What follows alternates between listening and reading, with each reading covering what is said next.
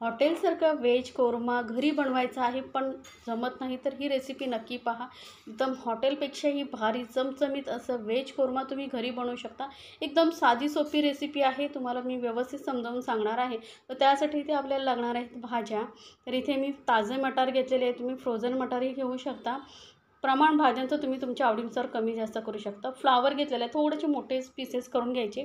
गाजर घेतलेले आहे, थोडेसे बीन्स घेतलेले आहेत।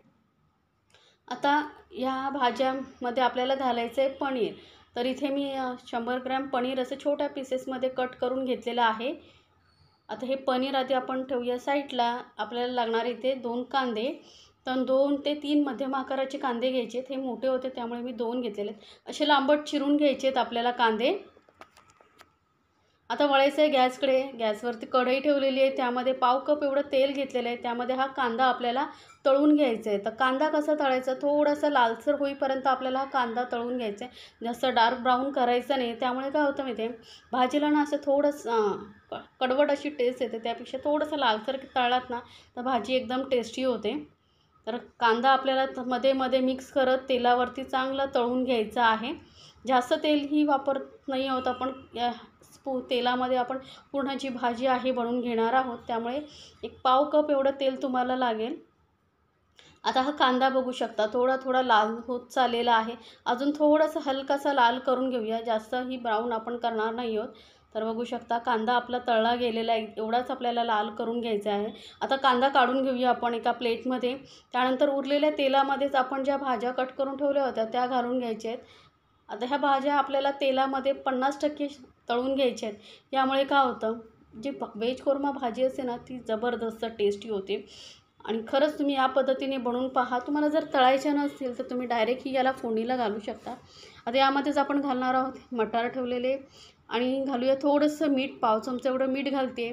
आता भाज्या तळतानाच मीठ घातल्यामुळे काय होतं, भाज्याने एक तर व्यवस्थित लागतं आणि भाज्याही लवकर तळल्या जातात। त्या मिठाचा जो पूर्ण टेस्ट आहे भाज्यांमध्ये उतरतो, त्यामुळे थोडंसं मीठ नक्की घाला। आता हे बघा थोडा मिक्स करत करत आपण या भाज्या तळून घेणार आहोत।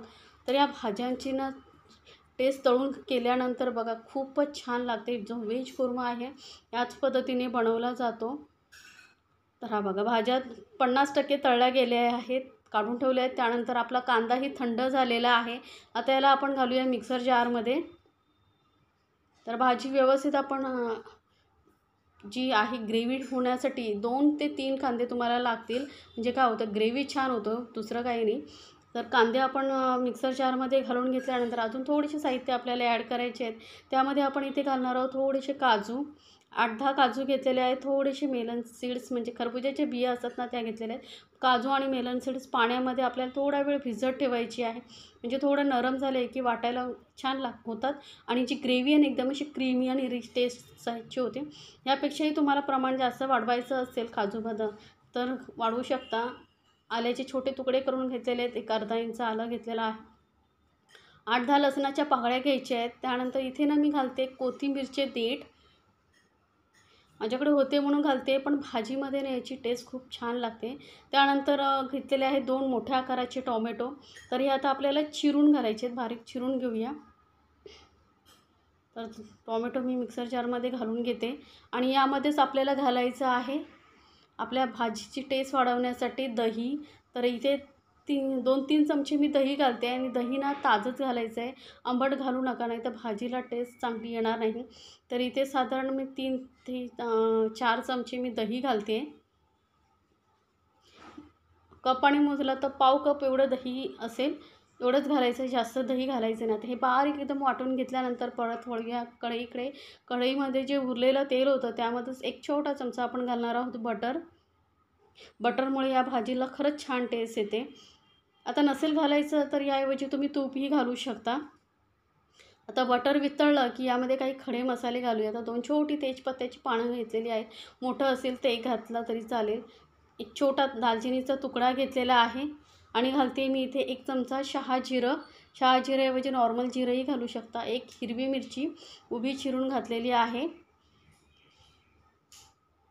जिरं आणि सर्व व्यवस्थित परतल्यानंतर यामध्ये आपण जी ग्रेव्ही बनवून ठेवली होती ती सर्व घालून घ्यायची, आणि ग्रेव्ही आता ना परतताना आपल्याला गॅस मंदापेक्षा थोडंसं जास्त मोठा ठेवायचा, जास्त मोठा नाही, मंदापेक्षा थोडंसं वाढवायचं आणि ही ग्रेव्ही आपल्याला चांगली अशी तेलामध्ये परतून घ्यायची आहे. त्यामध्ये काही मसाले घालूया. तर पाव चमचा एवढी हळद घातली आहे आणि 1 चमचा धने पावडर घालायची आहे आणि अर्धा चमचा जिरं पावडर घालायची आहे.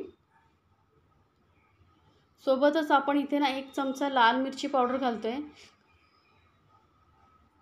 लाल मिरची पावडरचं प्रमाण तुम्ही तुमच्या आवडीनुसार कमी जास्त करू शकता. अर्धा चमचा किचन किंग मसाला घालते, असेल तर घाला, नाही घातला तरी चालेल. हा नॉर्मल आपण लाल मिरची पावडर असतो ना तोच घातलेला आहे. काश्मीरी लाल मिरची पावडर घालायची नाही, कारण आपल्याला ही जी ग्रेव्ही आहे ना थोडीशी अशी पिवळसर कलरची असते.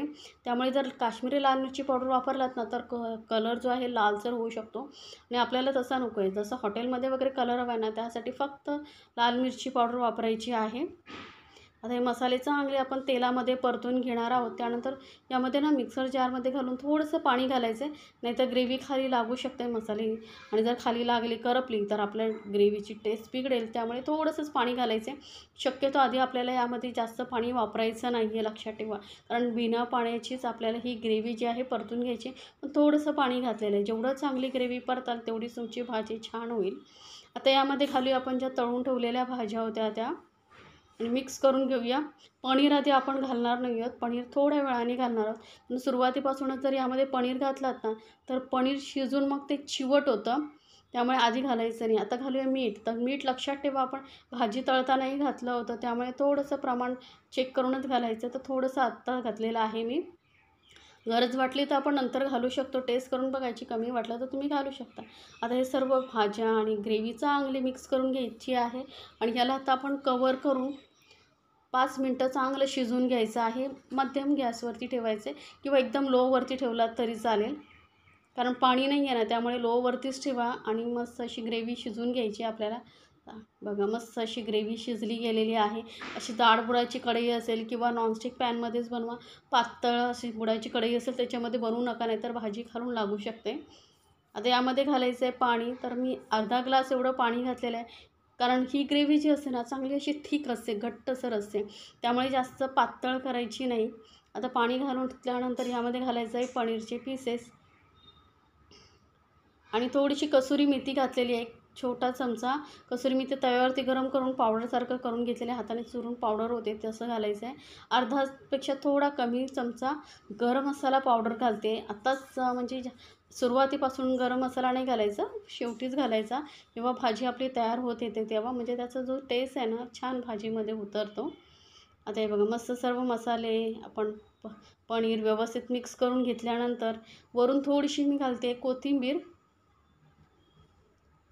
परत मिक्स करून घेऊया आणि आता ना आपल्याला एकदम मीडियम गॅसवरती आपण 2 ते 3 मिनटं ही भाजी शिजवून घेणार आहोत, म्हणजे पनीरमध्ये सर्व मसाल्यांचा जो फ्लेवर आहे तो उतरेल. जास्त पनीर शिजवायचं नाही सांगितल्याप्रमाणे, नाही तर तो चिवट होतो, म्हणून फक्त 2-3 मिनटं शिजवून घ्यायचं आहे. तरी बघा भाज्या पहिला आपण तळून घेतल्या होत्या त्यामुळे चांगल्या अर्ध्या 50% शिजल्या आहेत, नंतर 5 मिनटं शिजवून घेतल्या त्यामुळे त्या पटकन शिजल्या जातात. तर आता फक्त पनीर पुरतंच आपल्याला शिजवायची होती. तर गरमागरम अशी ही आपली व्हेज कोरमा भाजी तयार झालेली आहे. वरून थोडीशी कोथिंबीर घालते मी आणि अशी गरमागरम व्हेज कोरमा भाजी आपली मस्त टेस्टी अशी तयार झालेली आहे. घरच्या घरी बनवायला किती सोपं आहे बघितलं ना, कुणालाही सहज जमेल. एकदम जबरदस्त टेस्टी लागते. रोटी बरोबर, पुरी बरोबर, नान बरोबर एकदम अप्रतिम. तर नक्की बनवा आणि मला कमेंट्समध्ये सांगायला विसरू नका तुम्हाला ही रेसिपी कशी वाटली.